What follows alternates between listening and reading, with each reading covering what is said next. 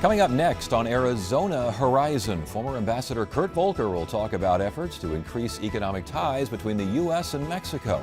And we'll see how one organization is giving vocational training to those with autism. Those stories next on Arizona Horizon. Arizona Horizon is made possible by contributions from the Friends of Eight, members of your Arizona PBS station. Thank you. Good evening and welcome to Arizona Horizon. I'm Ted Simons. ASU's McCain Institute and the Center for American Policy is hosting an upcoming forum on trade relations between the U.S. and Mexico. It's an important area of focus for the U.S. in general and Arizona in particular, considering Mexico's increasing profile as a leader in manufacturing and energy sectors, along with the country's rising middle class. Here to talk about the status of U.S.-Mexico relations and other foreign policy concerns is Kurt Volker, who served as U.S. Ambassador to NATO and is now Executive Director of the McCain Institute. Ambassador, good to have you here. Thanks for joining me, Ted. Before we get too far, the McCain Institute hosting this forum. What is the McCain Institute? McCain Institute is a part of Arizona State University. We've been around for about 2 years. It comes as an outgrowth of Senator McCain and Mrs. McCain wanting, after the 2008 election, to invest in an institute that would promote character-driven global leadership. And so they went to Arizona State and said, would you be the institutional home for that kind of institute? And then we've been working with Arizona State, with Senator McCain's blessing, and building a new kind of policy institute in Washington with a footprint in Arizona. And real quickly, a new kind of policy institute, how does it change from the older ones? Right, so what we think of in Washington is a typical think tank. We have a lot of senior staff, you're writing white papers, you might have a conference from time to time. We're trying to function as a do tank. We're trying to pick issues and figure out how we can make a difference on the way those issues play out.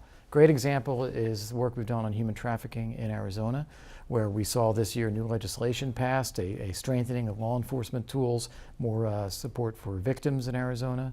Another example, we're going to be working on elections in the Congo in the coming year, where they're going to have provincial elections in a troubled part of the Congo for the first time. And we're going to be working to try to troubleshoot the process to make sure it comes off okay. And the final one is our Next Generation Leaders program. We look for emerging leaders around the world. We bring them to the U.S. for a year. We give them training in ethics, values, leadership, and we try to help them be agents for positive change back in their home countries. Interesting. And we've got this forum regarding U.S.-Mexico trade relations now. This is tomorrow? This is tomorrow here at the Cronkite School. It's open to the public. We have the Foreign Minister of Mexico coming. Former World Bank President Bob Zoellick will be here. And the purpose of this is to try to stimulate positive discussion about how both the United States and Mexico can get more out of our shared economic trade and investment relationships. And indeed, U.S. exports to Mexico, I'm reading, more than Brazil, Russia, India, China. I mean, and U.S. exports, like 6 million jobs. Mexico seems to be a rising economic dynamo. Is that accurate? That is absolutely accurate. Mexico today is not the Mexico you thought of 20 or 30 years ago. Mexico has unemployment of about 5%. It has growing GDP, also of about 5%. The number of Mexican immigrants coming across the border has dropped significantly. It's mostly Central Americans now. And the potential for increasing trade and investment and economic growth on both sides of the border is significant. And Mexico is going into new areas. They're an oil exporter. They're going more into high-tech, aerospace industry. And some of our companies are actually sourcing on both sides of the border to both of our benefit. And seeing a rising middle class, as we mentioned earlier, Absolutely. Over in Mexico, obviously American companies see that.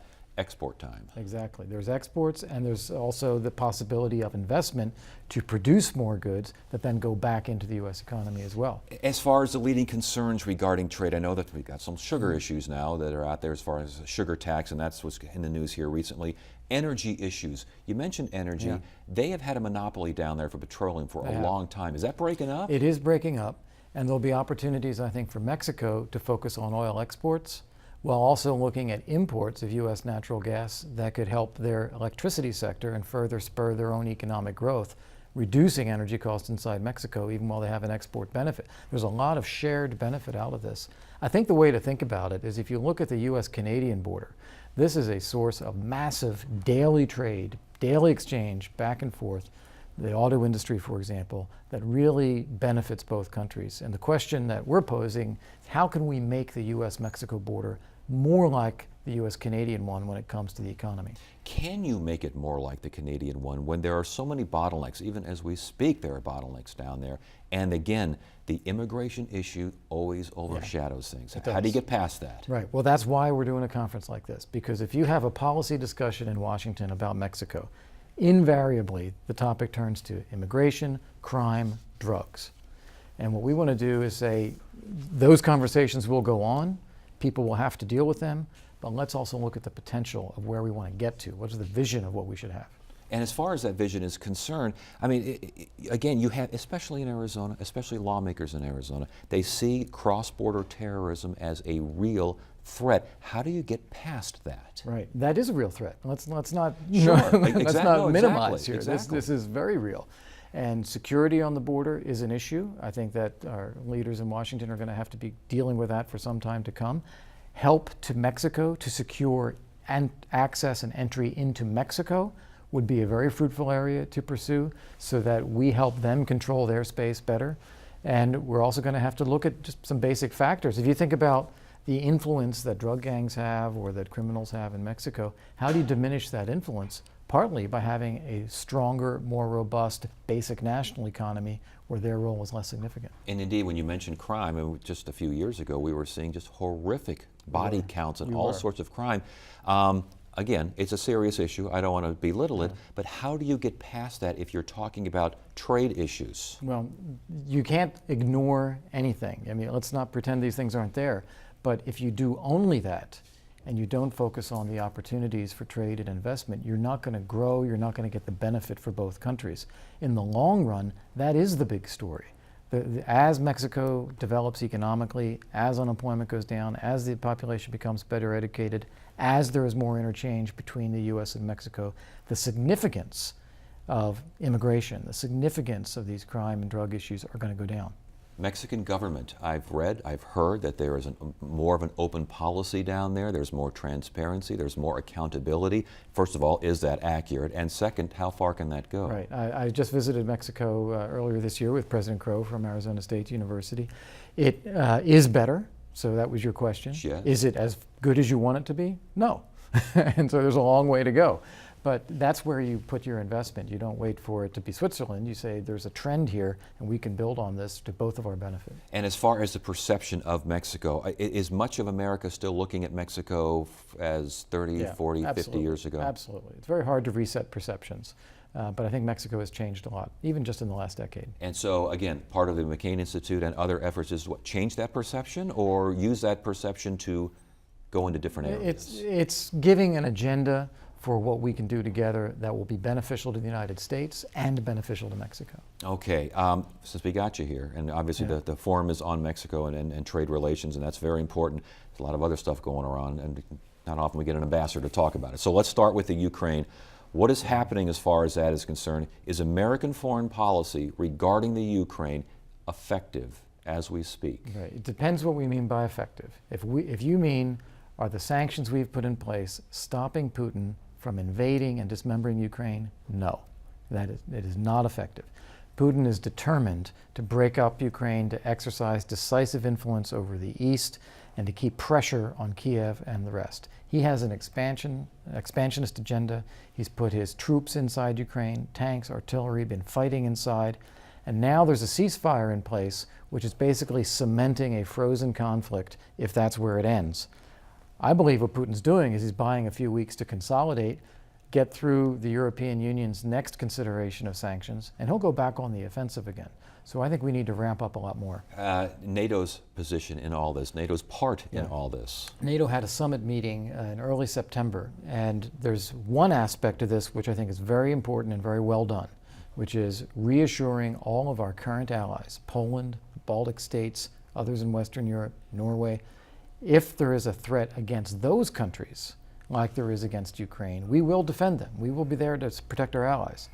But by doing that and then doing nothing about Russia's invasion of Ukraine, I'm afraid NATO also sent a green light to Putin you can do what you want because we're not going to stop you. But can he do what he wants in areas where there aren't so many Russian nationalists? I mean, the Ukraine, especially on that eastern part, you got so many folks on the ground there who are welcoming Russia. There are quite a few there, but there are also others, and we're talking hundreds of thousands of people, and probably a majority in these two provinces, who are not ethnic Russian, or at least do not support adhering to Russia. Those people are probably going to end up as refugees if this continues, or as exiles in their own country. Does it get better before it gets worse, or It gets versa? worse before it gets better. This is far from over. I think that Putin has played this masterfully in terms of information campaign, attacking a country without allowing it to be pinpointed as here's the attack, doing it through subterfuge and subversion, playing the diplomatic game so that it appears that he's trying to be reasonable. He's denied all along that Russian troops are actually inside Ukraine. We can see it with our own eyes. Right. And yet he denies that because that helps him deal with the diplomatic aspects of this in Europe. All right, and we go on to the Middle East. The threat that is ISIS, how serious a threat to America, how serious to the conflagration in the Middle East? Very, very serious. And on the anniversary of 9/11, we really do have to remember, we've seen this before. We've seen terrorist groups form, have access to territory where they can train and develop plans, and they can send people off to attack us or others, as they did in London or Madrid also. This is even worse because we have a group that is larger, better funded, controls territory, controls some energy exports, and they have made it perfectly clear in their videos, their social media, their statements, they intend to attack the United States. So we're at this situation now. I think President Obama, saying we're going to hit them is exactly right, because we ought to be hitting them before they really get the capacity any further to hit us. The question that I think people are debating today after the president's speech last night is this enough? Yes, we'll do airstrikes.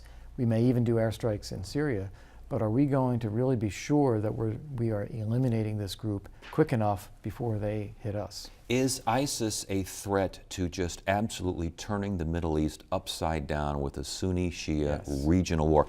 We talked earlier, proxy war seems to be going on. The big boys and everyone else, are they just ever closer to getting involved? They're involved already, but they're involved in this kind of proxy way. You have this great divide in Islam between the Shia, led by Iran, and the Sunnis, with a nominal leader in Saudi Arabia. And then they have these proxies, like Hezbollah is fighting Iran's wars in the Middle East. They're inside Syria, even though they're a Lebanese group, they're inside Syria, fighting with Assad, also a Shia regime, against the opposition inside Syria, which includes this crazy group ISIS, as well as al-Nusra, as well as the Free Syrian Army. You said that they were very well funded. Who's funding these people? It started, I believe, when they were in Syria, and they were the most effective and virulent of the opposition groups, and I think they got funding from some of our allies in the Gulf states. As they have morphed into an even more brutal and even more expansive force, I think that some of those Gulf states are now not supporting them, but they now control territory. They have local support among some Sunni tribes. They have energy exports that they can do from there.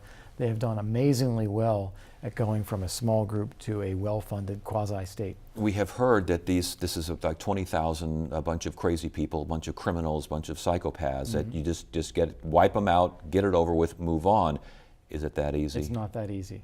It's not that easy because you have this war going on in Syria where the population has become more radicalized themselves, and they are looking for who is going to be the toughest, most bloodthirsty, brutal force to fight back against Assad. Inside Iraq, you have Sunni tribes that are very unhappy with what they see as a Shia domination of the government in Baghdad. And so they're looking at the worst of two evils. They think that the government in Baghdad may be the worst. So uprooting this is going to be very, very difficult, Before we let but you go, essential. Yes, before we let you go, though, very quickly, it's 9/11. Are we safer now than we were in 2001? The threats are probably worse, and our preparedness is probably better. And that's a tough balance there. We are smarter about how to defend ourselves. Our law enforcement, our intelligence, our first responders, they are more on top of things than they were in 2001. But these threats that are out there, like with ISIS we were just talking about, that is worse than Al-Qaeda. All right. Ambassador, it's good to have you here. Thanks for joining us. Thank you.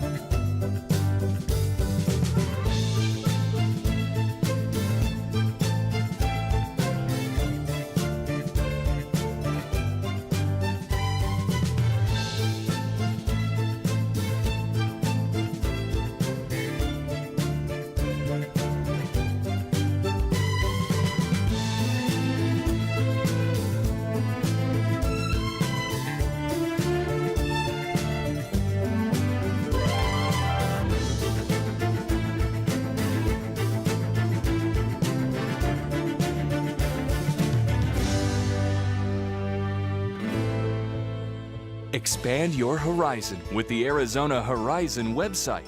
To get there, go to azpbs.org.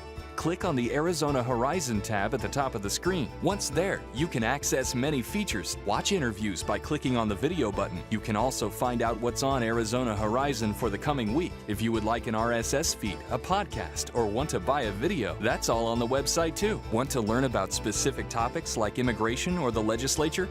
You can visit our special web sections. Show your support for Arizona Horizon at azpbs.org/Arizona Horizon.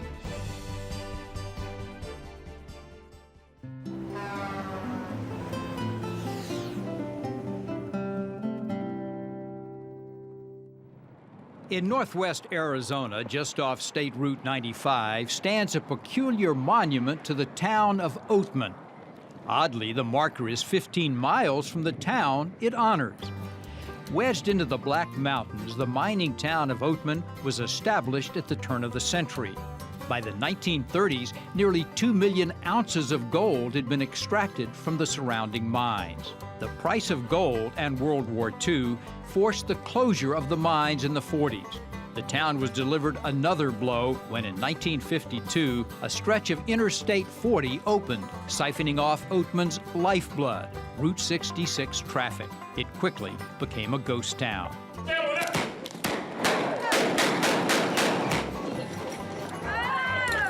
Route 66 is again its lifeblood.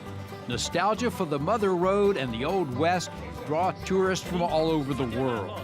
They walk the boardwalks, hang with the local gunfighters, and are followed around by Oatman's most famous residents, the Burros, descendants of those set free by miners years ago.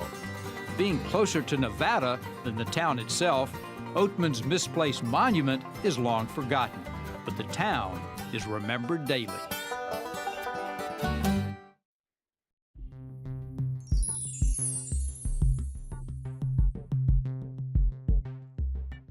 Tonight's edition of Arizona Giving and Leading looks at an organization that's helping young adults with autism grow. Producer Shauna Fisher introduces us to Seeds for Autism. Seeds for Autism is a vocational facility that works with young adults with autism. So we train young adults who basically transition from high school and need some more skill development, life skill development, social skill development, and we're teaching them vocational training as well. Marianne LaRoche created the program and knows firsthand how autism can impact a family.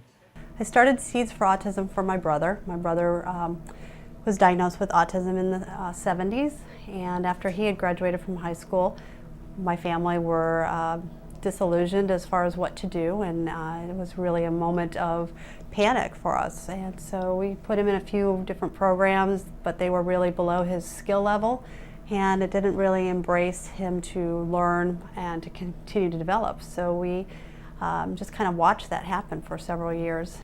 Marianne took a leap of faith and followed her heart, starting Seeds for Autism in her backyard. Now she has a large training facility and dozens of students working inside of it. Everything the students do here creates a functional item that can be sold. The students earn a stipend and bonuses for their hard work, with the eventual goal that some will find work outside of the facility. The goal is to take the students on a path from learning to earning, and so the students are learning with their artisans who are professionals in their skills how to create in weaving and ceramics and welding and wood turning. They're sewing and they're doing jewelry work. Students work with volunteers to create the items. Linda Wade is a weaver. Several times a week she comes to Seeds to work with the students. In any type of volunteering, there's a satisfaction there that you're accomplishing something, and I look forward to my days coming here to help. Marianne says with so many children diagnosed with autism these days, we need to understand how to help them more effectively.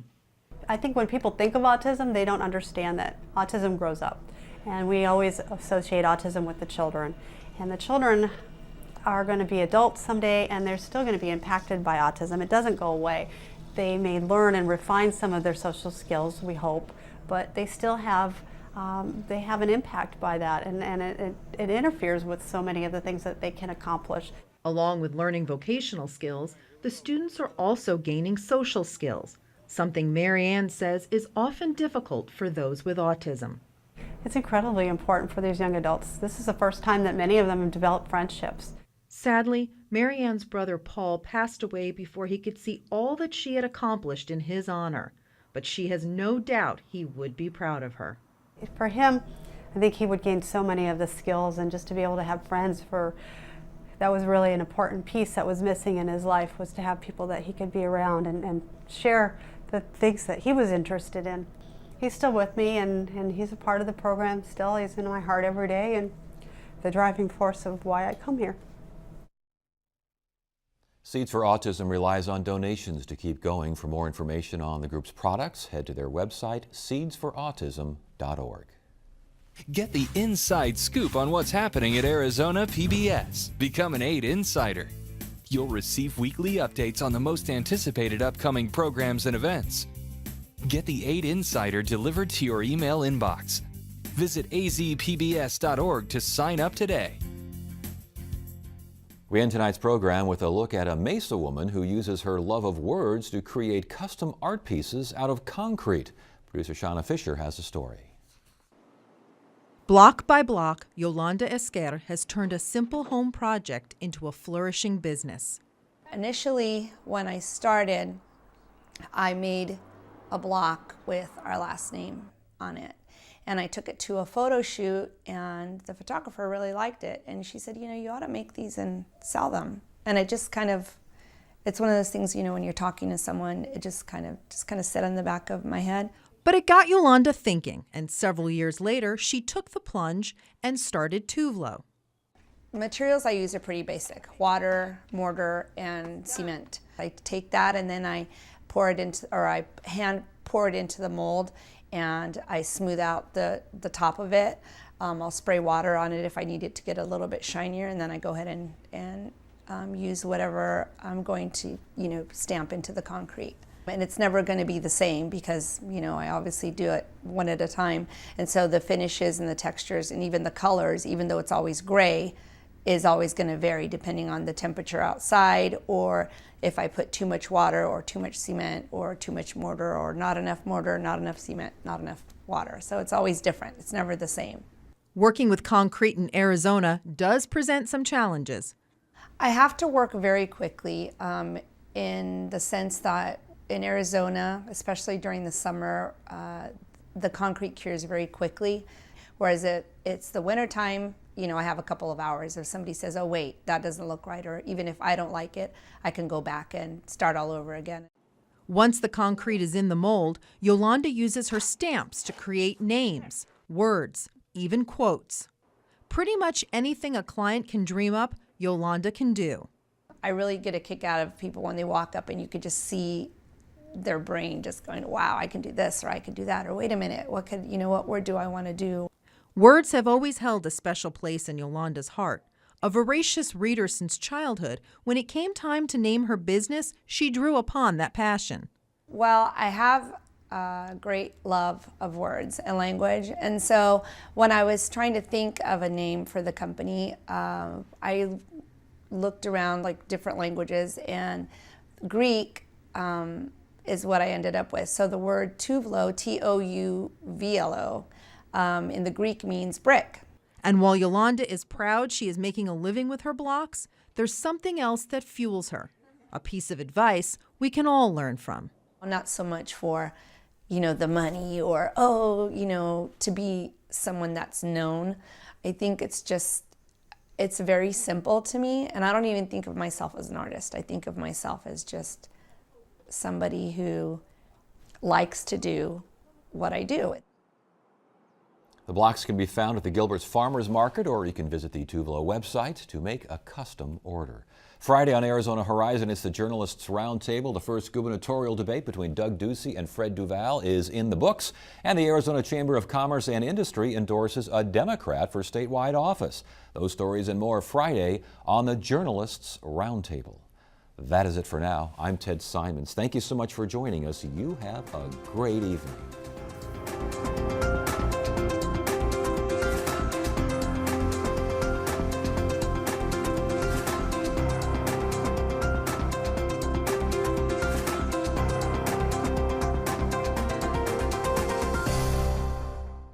Arizona Horizon is made possible by contributions from the Friends of 8, members of your Arizona PBS station. Thank you. Virginia G. Piper Charitable Trust. Committed to changing lives and strengthening community through investments in nonprofits and strategic initiatives. More information at pipertrust.org.